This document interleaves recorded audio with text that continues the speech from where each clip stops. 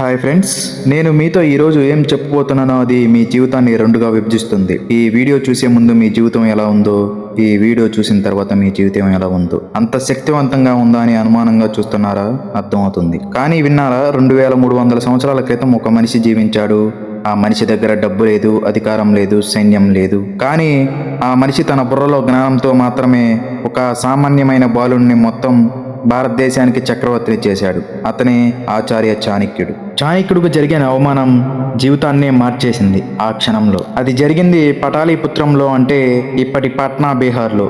అప్పటి మగధ సామ్రాజ్యాన్ని ధనందుడు అనే రాజు పాలించేవాడు. ఈ ధనందుడు చాలా క్రూరుడు, దురాశపరుడు, పేద ప్రజలపై భారమైన పన్నులు వేసేవాడు. ఆ రాజు సభకు చాణక్యుడు వెళ్ళాడు. చాణక్యుడు అప్పటి ఉన్న పేరున్న పండితుడు. ఆయన ఉద్దేశం రాజును మంచి సలహాలు ఇవ్వాలి, రాజ్యాన్ని మెరుగుపరచాలి అని. కానీ అక్కడ ఏం జరిగిందంటే, రాజు చాణక్యుని చూశాడు. చాణక్యుడికి అందం లేదు, నల్లగా ఉండేవాడు. శరీరం చూడడానికి ఆకర్షణీయంగా లేదు, పళ్ళు కొంచెం విచిత్రంగా ఉండేవి. రాజు నవ్వాడు, తన సభాదులు కూడా నవ్వారు. రాజు ఇలా అన్నాడు, ఈ బ్రాహ్మణుని ఇక్కడి నుంచి తరిమివేయండి, చూడడానికి కూలీగా ఉన్నాడు, ఇతడు ఏం చెప్తాడు అని. రాక్షస భటులు చాణక్యుని రాజసభ నుండి బయటికి నెట్టారు. శారీరకంగా అందరూ చూస్తుండగా అందరి ముందు ఆ అవమానం. సాధారణ మనిషి అయితే ఏం చేసేవాడు? ఏడ్చేవాడు, వెళ్ళిపోయేవాడు, మర్చిపోయేవాడు. కానీ చాణక్యుడు ఏం చేశాడో తెలుసా? ఆయన రాజసభ నుండి నిలబడ్డాడు, తన శిఖ విప్పాడు, అంటే తన జుట్టు పిలక విప్పాడు. ఆనాటి బ్రాహ్మణులు తన శిఖ విప్పడం శకపం తీసుకున్నట్టు. ఒక మాట చాణక్యుడు ఎలా అన్నాడు, నేను ఈ రాజ్యాన్ని నాశనం చేసే వరకు నా శిఖ మళ్ళీ కట్టుకోను అని. ఒక్కడు సైన్యం లేదు, డబ్బు లేదు, అధికారం లేదు, కానీ ఆ మాటలు చెప్పాడు. ఆ మాటలు కేవలం మాటలే కాదు, ఆ మాటలు తన మొత్తం జీవితాన్ని, ఒక లక్ష్యాన్ని అంకితం చేసుకున్న ప్రకటన. మరి ఆయన ఆ మాటలు ఎలా నిలబెట్టుకున్నారా? నిలబెట్టుకోలేదా? అవును, ధనందుడికి నందవంశాన్ని మొత్తం నాశనం చేశాడు. చంద్రగుప్త మౌర్య అనే ఒక పేద బాలుణ్ణి తీసుకుని ఆయన్ని మగధ సింహాసనంపై కూర్చోబెట్టాడు. మౌర్య సామ్రాజ్యాన్ని స్థాపించాడు. అది ఆ కాలంలో ప్రపంచంలోనే అతిపెద్ద సామ్రాజ్యంలో ఒకటి. ఇది జరిగింది 20 సంవత్సరాల కాలంలో. ఒక మనిషి, ఒక సంకల్పం, ఒక పథకం. ఇదే చాణక్యుడు. చాణక్యుడు ఎలా ఆలోచించేవాడు అంటే, చాణక్యుడు అర్థం చేసుకోవాలంటే ముందు ఒక విషయం స్పష్టం చేసుకోవాలి. చాణక్యుడు ఆదర్శవాది కాదు. అంటే ఆయన దయచేసి అందరికీ మేలు చేయండి, ప్రేమతో ఉండండి, అందరికీ శాంతి చెప్పే రకం కాదు. చాణక్యుడు వాస్తవాధికారి. ఆయన ప్రపంచాన్ని ఉన్నట్టుగా చూశాడు. మనుషులు స్వార్థంగా ఉంటారు అని గుర్తించాడు. అధికారం ముఖ్యమని అర్థం చేసుకున్నాడు. సంసిద్ధత లేకుండా మనుగడ సాధ్యం కాదని నేర్చుకున్నాడు. ఆయన మాటల్లో చెప్పాలంటే, శత్రువు బలహీనతను అర్థం చేసుకోకుండా విజయం సాధించడం అసాధ్యమని. మనం ఎప్పుడూ చేసే తప్పు ఏంటంటే, ఎగ్జాంపుల్, మనలో చాలా మంది, ముఖ్యంగా యువత, ఒక పని మొదలు పెడతారు, కొంచెం కష్టం వస్తే వదిలేస్తారు. ఆ రంగం నాకు సరిపోదు అంటారు, అదృష్టం లేదు నాకు అంటారు, వాళ్ళకి పలుకుబడి ఉంది, నాకు లేదు అంటారు. ఇవి చెప్తారు. ఫలితం వస్తుందా రాదా అని ముందే నిర్ణయించుకోకు. మొదలుపెట్టు, నీ వంతు కృషి పూర్తిగా చెయ్యి, ఆ తర్వాత ఫలితం గురించి ఆలోచించు. ఇది ఎంత శక్తివంతంగా ఉందో తెలుసా? చాణక్యుడు అన్ని బోధనల వెనక 3 నమ్మకాలు ఉన్నాయి. అవి అర్థమైతే మిగతా అన్నిటి దానంతట అదే అర్థమవుతాయి. 1. నమ్మకం. ఎవరి మీద ఆధారపడకు, నీ బలాన్ని నువ్వే పెంచుకో, ఎందుకంటే ఈ ప్రపంచంలో శాశ్వతంగా ఉండేది నువ్వు మాత్రమే. 2. నేర్చుకోవడం ఆపిన రోజు నుండి మనం నెమ్మదిగా మరణించడం మొదలవుతుంది. ఒక రోజు కూడా కొత్త జ్ఞానం లేకుండా పోకూడదు. 3. ప్రతి నిర్ణయానికి ఒక పథకం కావాలి. పథకం లేకుండా చేసే చర్యలు చాలా వరకు విఫలమవుతాయి. ముందు ఆలోచించు, తర్వాత పని చేయి. ఈ 3 నమ్మకాలు నేపథ్యంలో ఇప్పుడు ఆయన చెప్పిన 5 సూత్రాలు వినండి. 1. నిజమైన స్నేహం. స్నేహం గురించి చాణక్యుడు చెప్పిన నిజమైన మాటలు ఏంటంటే, ఆపదే నిజమైన స్నేహానికి పరీక్ష. ఇది చాణక్యుని మాట. కానీ ఈ మాట చదివినప్పుడు అవును నిజమే అని తల ఊపుతాం. కానీ ఈ వాక్యంలో ఎంత లోతు ఉందో గ్రహిస్తున్నామా? ఒక్క క్షణం ఆలోచించండి. ఫోన్ తెరవండి, పరిచయాల జాబితా చూడండి. ఎంతమంది ఉన్నారు? 500 మంది, 1000 మంది. ఇప్పుడు ఒక చిన్న క్వశ్చన్, ఆ 1000 మందిలో రాత్రి 2 గంటలకు అవసరం వచ్చి పిలిస్తే ఏమైంది? చెప్పు అని అడిగితే వాళ్ళు ఎంతమంది ఉన్నారు? 5 మంది. కొంచెం అదృష్టం ఉంటే 10 మంది. ఆ 10 మంది మీ నిజమైన మిత్రులు. మిగతా 990 మంది పరిచయస్తులు, సంబంధాలు, సంఘ సహచరులు, కానీ నిజమైన మిత్రులు కాదు. అసలు స్నేహం అంటే ఏంటి? ఆపత్కాలమందు, దుర్భిక్షమందు, శత్రువుడు దాడి చేసినప్పుడు, రాజస్థానమందు, శ్మశానం ముందు ఎవడు నీతో ఉంటాడే అతనే నిజమైన స్నేహితుడు. ఇందులో చాణక్యుడు ఖచ్చితంగా 5 పరిస్థితులు చెప్పాడు. సమస్య వచ్చినప్పుడు, 2 దారిద్ర్యంలో ఉన్నప్పుడు, 3 శత్రువులు దాడి చేసినప్పుడు, 4 అందరూ చూస్తున్నప్పుడు, పరువు ప్రతిష్ట ముఖ్యమైనప్పుడు. 5 శ్మశానం, అది కష్టమైన సమయంలో దుఃఖంలో ఉన్నప్పుడు. ఈ 5 పరిస్థితుల్లో నిలబడే వాళ్ళే నిజమైన స్నేహితులు. ఒక రియల్ ఎగ్జాంపుల్ చెప్తాను. రవి అనే ఒక అబ్బాయి ఉండేవాడు, చాలా తెలివైనవాడు. హైదరాబాదులో స్థిరపడ్డాడు, సొంత వ్యాపారం మొదలు పెట్టాడు. మొదట్లో చాలా మంది మిత్రులు ఉండేవారు, విందులు, విహారయాత్రలు, సందడి అన్నీ ఉండేవి. కానీ వ్యాపారం నష్టపోయింది, పెట్టుబడిదారులు వెళ్ళిపోయారు, డబ్బు పోయింది, ఉద్యోగం నుండి రాజీనామా చేశాడు. ఆ రోజు నుండి ఒక్కరంటే ఒక్కరు దూరంగా జరిగి అందరూ వెళ్ళిపోయారు. సందేశాలకు సమాధానం రాలేదు, పిలుపులు అందలేదు. అకస్మాత్తుగా అందరూ తీయక లేనివారయ్యారు. కానీ ఒక మిత్రుడు ఉన్నాడు, సురేష్ అని. అతడు ఏం చేశాడో తెలుసా? రవి అప్పు తీర్చడంలో సహాయం చేయడానికి తన దాచిన డబ్బు వాడాడు. ఏ ఆందోళన చేయకు, మళ్ళీ మొదలు పెడదాం అన్నాడు. స్వయంగా వెళ్లి రోజు సమయం గడిపేవాడు. ఆ సురేష్ అతడే నిజమైన అతనికి మిత్రుడు. మిగతా అందరూ వారు మంచి రోజుల్లో మాత్రమే తోడుగా ఉండే మిత్రులు. ఎండ ఉన్నప్పుడు తోడుగా ఉంటారు, వర్షం వస్తే మాయమవుతారు. అసలు స్నేహం ఎందుకు ముఖ్యం? హార్వర్డ్ విశ్వవిద్యాలయంలో 40 సంవత్సరాల పాటు ఒక పరిశోధన చేసింది. సంతోషంగా, ఆరోగ్యంగా, దీర్ఘకాలం జీవించే మనుషులకు సాధారణంగా ఏదైనా ఉందా అని. డబ్బా, హోదాన, వృత్తి, వాటి గురించి అడిగారు. అవి ముఖ్యమని నిరూపితమైంది. కానీ అన్నిటిలో అగ్రస్థానంలో ఉన్నది ఏమిటో తెలుసా? అర్థవంతమైన సంబంధాలు. అంటే నిజమైన అనుబంధాలు, అసలైన స్నేహాలు. బలమైన సాంఘిక సంబంధాలు ఉన్న వాళ్ళు 50% ఎక్కువ కాలం జీవిస్తారని నిరూపితమైంది. మానసిక వ్యాధులు తక్కువగా ఉంటాయి. శారీరక నొప్పి కలిగి ఉండి మెరుగ్గా తట్టుకుంటారు. ఇది శాస్త్రం, ఇది సాక్ష్యం. చాణక్యుడు 2300 సంవత్సరాల క్రితమే ఇది తెలుసు. నేటి కాలంలో నకిలీ స్నేహాలు. ఈ రోజులు సంఘ మధ్యమాల వల్ల ఒక చాలా ప్రమాదకరమైన భ్రమ పుట్టింది. అనుసరించేవారు ఎక్కువ మంది ఉంటే స్నేహితులు ఎక్కువ మంది ఉన్నారు అనే భ్రమ. 1000 ఇష్టాలు వస్తే చాలా మంది నన్ను ప్రేమిస్తున్నారే అని అనుకుంటాం. కానీ ఒక్కసారి ఆ ఖాతా తొలగించండి. ఎంతమంది వచ్చి ఏమైంది, పర్వాలేదా అని అడుగుతున్నారో చూడండి. ఆ సంఖ్య, అదే మీ నిజమైన స్నేహపు వలయం. ఒక నిజమైన మిత్రుడు 1000 నకిలీ సంబంధాల కంటే శ్రేష్ఠుడు. నిజమైన స్నేహం ఎలా పెంచుకోవాలి? సమస్య చెప్పాం, పరిష్కారం ఏమిటి? చాణక్యుడు ఇందులో చాలా ఆచరణాత్మకంగా ఉన్నాడు. ఆయన చెప్పిన 4 మార్గాలు ఉన్నాయి. 1. ముందు మీరే ఆ మిత్రుడు అవ్వండి. మీరు ఇతరులు మీకు ఎలాంటి స్నేహితుడు అవ్వాలని కోరుకుంటున్నారో మీరు ముందు అలా అవ్వండి. ముందు ఇవ్వండి, తర్వాత పొందండి. 2. సమయం పెట్టండి. కేవలం డబ్బు కాదు, సమయం మీ దగ్గర ఉన్నంత అత్యంత విలువైనది. మీరు ఎవరి కోసమైనా సమయం పెడితే అదే నిజమైన స్నేహం, ప్రేమ. 3. నిజాయితీ. తీపి మాటలు కాదు. నిజమైన మిత్రుడు మీకు నచ్చిన మాటలు చెప్పడు, నిజమైన మాటలు చెప్తాడు. అది నొప్పి కలిగించినా చెప్తాడు. అలాంటి వాళ్ళను విలువైన వారిగా చూడండి. 4. మంచి రోజుల్లో మాత్రమే కాదు, కష్టకాలంలో కూడా నీతో ఉండేవాళ్ళు. ఎవరైనా సంతోషంగా పడుతున్నప్పుడు అందరూ ఉంటారు, ఎవరైనా కష్టంలో ఉన్నప్పుడు వెళ్ళండి, అక్కడ తేడా కనిపిస్తుంది, చూడండి. చాణక్యుడు ఒక ముఖ్యమైన హెచ్చరిక కూడా ఇచ్చాడు. నీ అభ్యున్నతిని సంతోషపడలేని వాడు నీ మిత్రుడు కాదు. మీరు సాధించినప్పుడు నిజంగా సంతోషపడలేని వాడు ఆయన మీ పోటీదారు, మీ శత్రువు, మీ మిత్రుడు కాదు. ఇది గుర్తించడం కష్టం, ఎందుకంటే వారు మీతోనే ఉంటారు, నవ్వుతారు, అభినందిస్తారు. కానీ లోపల అసూయ ఉంటుంది. ఆ అసూయ చివరికి మీకు హాని చేస్తుంది. నిజమైన మిత్రుడు ఉన్న వ్యక్తి ఈ ప్రపంచంలో అర్థవంతమైన సంపన్నుడు. డబ్బు లేకపోవచ్చు, హోదా లేకపోవచ్చు, కానీ ఒక నిజమైన మిత్రుడు ఉంటే మీరు ధనవంతులు. ఆ సంపదను రక్షించుకోండి, ఆ అనుబంధాన్ని పోషించుకోండి. విద్య గురించి చాణక్యుడు చెప్పిన అన్యూహ్యమైన నిజం. విద్య సంపదలన్నిటిలో శ్రేష్టమైనది. ఇది సాధారణ సూక్తి మాట కాదు. చదువు ముఖ్యం, అందరికీ తెలుసు అని అనుకుంటున్నారా? ఆగండి, అంత తేలికగా తీసుకోకండి. చాణక్యుడు విద్య అంటే పాఠశాల, విశ్వవిద్యాలయ చదువు మాత్రమే అనలేదు. ఆయన భావన చాలా లోతైనది. అసలు విద్య అంటే ఏమిటి? 1. అధికారిక విద్య. పాఠశాల, విశ్వవిద్యాలయం, పట్టా, ఇది పునాది, ఇది మూలం, ఇది అవసరం. 2. ఆచరణాత్మక జ్ఞానం. నిజమైన జీవిత అనుబంధం, వైఫల్యాల నుంచి నేర్చుకోవడం, ఇతరుల తప్పుల నుండి నేర్చుకోవడం. 3. స్వయం జ్ఞానం. నిన్ను నువ్వు అర్థం చేసుకోవడం, నీ బలాలు ఏమిటి, బలహీనతలు ఏమిటి, నీ ప్రయోజనం ఏమిటి, ఇది అన్నిటిలో అత్యున్నత స్థాయి విద్య. నిన్ను నువ్వు తెలుసుకున్న రోజే నీ నిజమైన విద్య మొదలవుతుంది. విద్య యొక్క 4 శక్తులు. 1.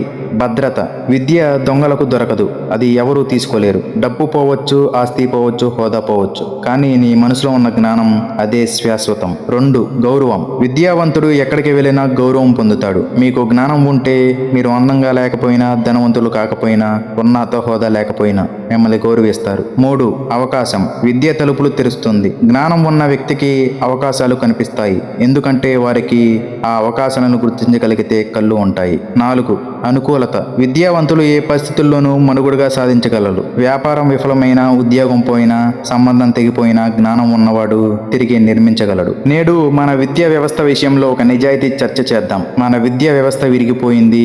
10వ తరగతి పరీక్షలు, 12వ తరగతి పరీక్షలు, ఇంజనీరింగ్ ప్రవేశ పరీక్షలు, వ్యాపార నిర్వహణ ప్రవేశ పరీక్షలు, జీవితం అంతా పరీక్షలు. కానీ ఆచరణాత్మక జీవితానికి అవసరమైన నైపుణ్యాలు, ఆర్థిక అవగాహన అంటే డబ్బు ఎలా నిర్వహించాలి, సంభాషణ నైపుణ్యాలు, విమర్శాత్మక ఆలోచనలు, మానసిక ప్రజ్ఞ, సంబంధాలు ఎలా కాపాడుకోవాలి, ఇవి పాఠశాలల్లో చెప్పరు. చాణక్యుడు దీన్ని 2300 సంవత్సరాల క్రితమే గుర్తించాడు. ఆయన అన్నాడు, కంఠపాఠం కాదు, ఆచరణ నేర్చుకో అని. వైఫల్యం నుండి నేర్చుకోవడం నిజమైన విద్య. థామస్ ఆల్వా ఎడిసన్ విద్యుత్ దీపాన్ని కొనుగొనే ముందు 1000 సార్లు విఫలమయ్యాడు అని చాలా మంది వింటూ ఉంటారు. ఒక విలేకరు అడిగాడు, 1000 సార్లు విఫలమైన తర్వాత ఏమనిపించింది అని. నేను 1000 సార్లు విఫలం కాలేదు, నేను విద్యుత్ దీపం పనిచేయడానికి 1000 మార్గాలు కనుగొన్నాను అని చెప్పాడు థామస్.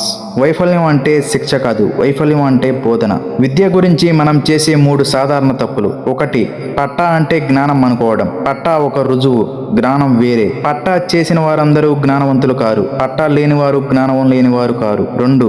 నేర్చుకోవడం ఆపడం. పాఠశాల పూర్తయిన తర్వాత అనేది చాలా మంది నేర్చుకోవడం ఆపేస్తారు. పాఠశాల నుండి బయటికి వచ్చిన తర్వాతే అసలు జీవితం అనే పాఠశాల మొదలవుతుంది. 3. ఒంటరిగా నేర్చుకోవడానికి ప్రయత్నించడం. గురువు ఉన్నాడు, 100 రెట్లు వేగంగా నేర్చుకుంటాడు. మీకు మార్గనిర్దేశం చేయగలిగే ఒక సలహాదారుడు, మార్గదర్శి కనుగొనండి. విద్య గల వ్యక్తి ఎక్కడికైనా వెళ్ళవచ్చు, విద్య లేని వ్యక్తి ఎక్కడ స్వతంత్రంగా జీవించలేడు. నేర్చుకోవడం ఆపండి, ప్రతిరోజు కొంచెం మెరుగవ్వండి. కొంచెం మెరుగుదల సంవత్సరాల్లో అపారమైన వ్యత్యాసాన్ని తెలుస్తుంది. ఇంకోటి, 2 నాలుకల మనుషులు. ఒకరి మాట ఒకరికి, మరొకరి మాట చెప్పే వ్యక్తులు పాము వలె ప్రమాదకారులు. వారితో స్నేహం చేయకూడదు. సమాజంలో కొంతమంది ఉంటారు, నీ ముందు ఒక మాట చెప్తారు, మీ వెనుక వేరే మాటలు చెప్తారు. ఇందులో 2 రకాల మంది ఉన్నారు. ఆ 2 రకాల మంది ఏంటంటే అమాయకపు 2 నాలుకల వారు. వీరు కావాలని ఇలా చేయరు, వీరికి గట్టి అభిప్రాయాలు లేవు, ముందు ఉన్న వారికి నచ్చేలా మాట్లాడతారు. ఇది మంచి అలవాటు కాదు, కానీ వీరు మీకు ఉద్దేశపూర్వకంగా హాని చేయరు. 2వ రకం తెలిసి చేసే 2 నాలుకల వారు. వీరు పూర్తి స్పృహతో ఇలా చెప్తారు, మీకు ఒక మాట చెప్పి వేరే వారికి వేరే మాట చెప్పి మిమ్మల్ని మీరే అడ్డు పెట్టుకుంటారు. వీరే నిజమైన ప్రమాదకారులు. వీళ్ళని ఎలా గుర్తించాలి అంటే, 1. అతి తీపి మాటలు. ఎవరైనా మీ గురించి అతిగా మెరుగుపరుచుకుంటున్నారా? ప్రతి విషయంలో మీరే సరైన వారు అంటున్నారా? జాగ్రత్త. నిజమైన మిత్రుడు అప్పుడప్పుడు అసహ్యమైన నిజం కూడా చెప్తాడు. 2. వ్యతిరేకమైన మాటలు. ఒకసారి అడిగినప్పుడు ఒక మాట చెప్పారు, మళ్ళీ అడిగినప్పుడు వేరే మాట చెప్తున్నారా? వారి మాటల్లో సంగతి లేదు. 3వది ఇతరుల గురించి చెప్పేవారు. ఒక వ్యక్తి మీ దగ్గర ఇతరుల గురించి రహస్యాలు చెప్తున్నాడా? గుర్తుంచుకోండి, అతడు ఇతరులకు మీ దగ్గర కూడా మీ గురించి రహస్యాలు చెప్తున్నాడు అని అర్థం. 4వది ఎప్పుడు మీ వైపే ఉండేవాడు. మీరు వేరే వ్యక్తితో గొడవ పడినప్పుడు ఎప్పుడు మీ వైపే సరేనా అని చెప్తున్నారా? నిజమైన మిత్రుడు అప్పుడప్పుడు మీరే తప్పు అని చెప్తాడు. 5వది ఆచరణ లేదు, మాటలే. ఎంత మాట్లాడతారు, ఎంత చేస్తారు. మాటలకు ఆచరణ తేడా అంటే అదే గుర్తింపు.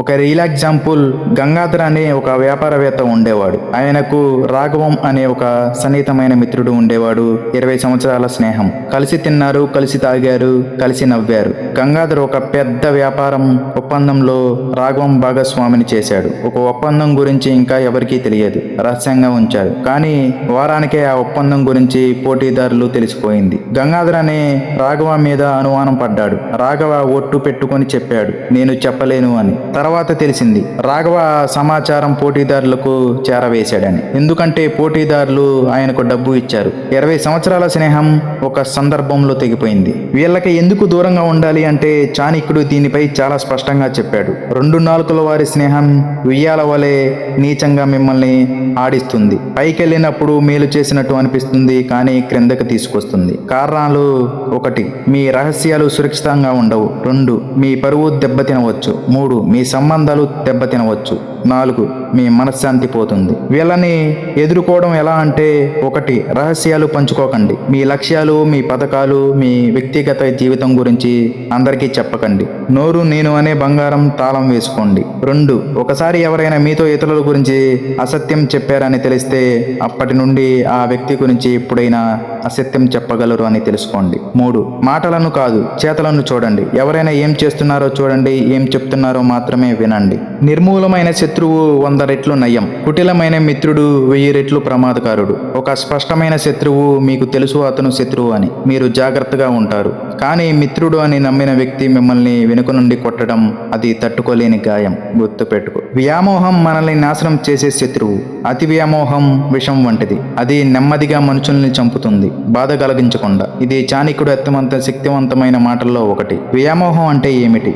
ఏదైనా వస్తువు, వ్యక్తి, స్థానం లేదా పరిస్థితిపై అతిగా ఆసక్తి పెంచుకోవడం. ఆ వ్యామోహం పోతే జీవితమే అర్థం లేనిదని భావించడం. వ్యామోహం ఎలా పనిచేస్తుందంటే పాము మెల్లగా చుట్టూ ముడుతుంది. మీరు మొదట్లో గమనించరు, సుఖంగా ఉంటుంది కూడా. కానీ ఒక్కసారి అది బిగించడం మొదలుపెట్టిందంటే అప్పుడు బయటపడడం చాలా కష్టం. వ్యామోహం సరిగ్గా అలాగే పనిచేస్తుంది. వ్యామోహంలో రకాలు ఏమిటంటే ధనం మీద వ్యామోహం. డబ్బు ముఖ్యమే కానీ డబ్బే అంతా అనుకున్నప్పుడు 1 కోటి సంపాదిస్తే 2 కోట్లు కావాలి, 2 కోట్లు ఉంటే 10 కోట్లు కావాలి. ఎప్పటికీ తృప్తి ఉండదు. ఆ అసంతృప్తి ఏం చేస్తుందో తెలుసా? నిద్రపోదు, శాంతి ఉండదు, ఆరోగ్యం పాడవుతుంది, సంబంధాలు తెగిపోతాయి. డబ్బు సాధనం, అది లక్ష్యం కారాదు. 2. హోదా మీద వ్యామోహం. ఒక పదవి వచ్చినప్పుడు సంతోషపడతాం, అది పోయినప్పుడు విరిగిపోతాం. హోదా ఎప్పుడూ శాశ్వతం కాదు. రాజులు వస్తారు, పోతారు, పదవులు మారుతాయి. అది పోయినప్పుడు మీరు నిలబడగలిగితే వ్యక్తిగా ఉండండి. 3. మనిషి మీద వ్యామోహం. ఒక మనిషి మీద అతిగా ఆరపడటం, వారు లేకుండా జీవించలేనని భావించడం. అది ప్రేమ అనిపించిన వ్యామోహం. నిజమైన ప్రేమ బంధిస్తుంది, వ్యామోహం చెరసాల అవుతుంది. 4. గతం మీద వ్యామోహం. పోయిన రోజులు, పోయిన వ్యక్తులు, పోయిన అవకాశాలు, వాటిలో ఇంకా జీవిస్తున్నారా? గతం అమ్మడానికి కాదు, భవిష్యత్తు కొనడానికి కాదు, వర్తమానం మాత్రమే మీ దగ్గర ఉన్నది. వ్యామోహం వల్ల జరిగే నష్టాలు ఏంటంటే చాణక్యుడు అనేక రాజుల పతనాన్ని చూశాడు. వారి పతనానికి అనేక కారణాలు ఉన్నాయి, కానీ అన్నిటిలో ఒక సాధారణ కారణం ఉంది: వ్యామోహం. ఒక రాజు విలాసాల మీద వ్యామోహం పెంచుకున్నాడు. రాజ్య కార్యాలు మర్చిపోయాడు. శత్రువులు వచ్చినప్పుడు తయారుగా లేడు. రాజ్యం పోయింది. 2వ రాజు ఒక స్త్రీ మీద వ్యామోహం పెంచుకున్నాడు. ఆమె మాటే వేదం అనుకున్నాడు. మంత్రుల సలహాలు వినలేదు. తప్పు నిర్ణయాలు తీసుకున్నాడు. రాజ్యం నాశనం అయింది. 3వ రాజు తన కీర్తి మీద వ్యామోహం పెంచుకున్నాడు. విమర్శ భరించలేకపోయాడు. మంచి సలహాదారులు దూరం చేసుకున్నాడు. తప్పు నిర్ణయాలు తీసుకున్నాడు. చాణక్యుడు ఇవన్నీ చూశాడు, నమోదు చేశారు, మనకు హెచ్చరించాడు. వ్యామోహం నుండి బయటపడడం ఎలా? సమతుల్యత పెంచుకోండి. జీవితంలో ఒక విషయం మాత్రమే అన్నీ అనుకోకండి. కుటుంబం, ఆరోగ్యం, మిత్రులు, వృత్తి అని ముఖ్యమే. 2. అనిత్యత అర్థం చేసుకోండి. ఈ ప్రపంచంలో అన్నీ తాత్కాలికమే. ఇది అంగీకరించినప్పుడు వ్యామోహం కొంచెం తగ్గుతుంది. 3వది కృతజ్ఞత పెంచుకోండి. మీ దగ్గర ఇప్పుడు ఉన్నదానికి కృతజ్ఞతగా ఉండండి. లేని దానికోసం వ్యాకుల పడకండి. 4. వదులుకోవడం నేర్చుకోండి. విడిచిపెట్టడం నేర్చుకున్న వ్యక్తికి ఈ ప్రపంచం బానిస అవుతుంది. చాలా మంది అడిగే ప్రశ్న, వ్యామోహానికి ప్రేమకు తేడా ఏమిటి అని. ప్రేమ అంటే మీరు ఒక వ్యక్తిని వారు ఎలా ఉన్నప్పటికీ ప్రేమిస్తారు. వారు మేలు కోసం ఆలోచిస్తారు. వారు దూరం వెళ్ళినప్పుడు కూడా వారు సంతోషంగా ఉండాలని కోరుకుంటారు. వ్యామోహం అంటే మీరు ఒక వ్యక్తిని మీ అవసరాల కోసం ప్రేమిస్తారు. వారు మీ దగ్గర ఉండాలని మాత్రమే ఆలోచిస్తారు. వారు వెళ్ళిపోతే మీ జీవితం మిగిసిపోయిందని భావిస్తారు. ప్రేమ విముక్తి ఇస్తుంది, వ్యామోహం బంధిస్తుంది. గుర్తుంచుకో, నీ అత్యాశ సర్వనాశనానికి కారణం, తృప్తి పరమానందానికి మూలం. ఏది ఉందో దానితో సంతృప్తిగా ఉండండి. అదే సమయంలో ఇంకా మెరుగు కావడానికి కృషి చేయండి. ఈ రెండిటి మధ్య సమతుల్యతే జ్ఞానం. ఇంకొకటి సహాయం. ఇతరులకు సహాయం చేయడం కేవలం దయ మాత్రమే కాదు, అది అత్యంత తెలివైన పెట్టుబడి. మీరు ఇప్పుడు ఆశ్చర్యపోతున్నారా?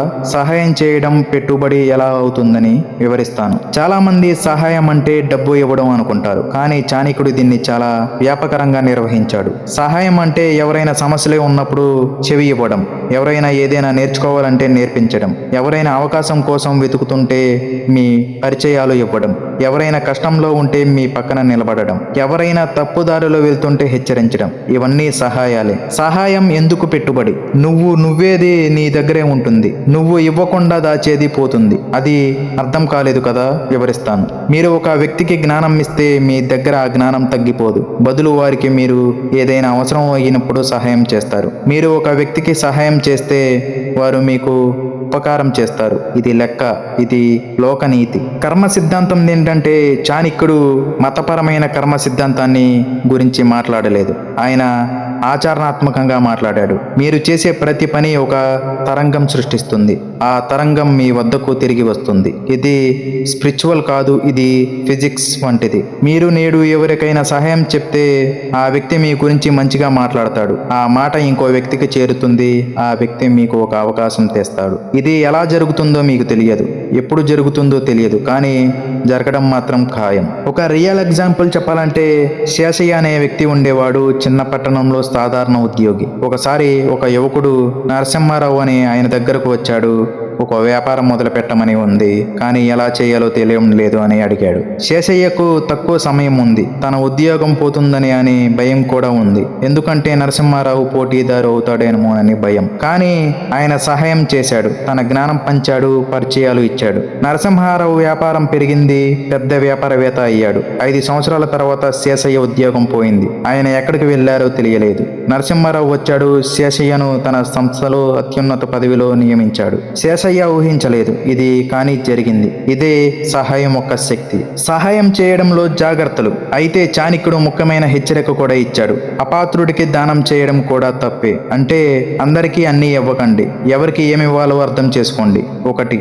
సహాయం అడిగే ప్రతి ఒక్కరికి అన్నీ ఇవ్వకండి, వారికి నిజంగా అవసరమా అని చూడండి. 2. సహాయం ఆశించి చేయకండి. మీరు సహాయం చేస్తే తిరిగి పొందాలని అనుకోకండి, అది వ్యాపారం అవుతుంది, సహాయం కాదు. 3.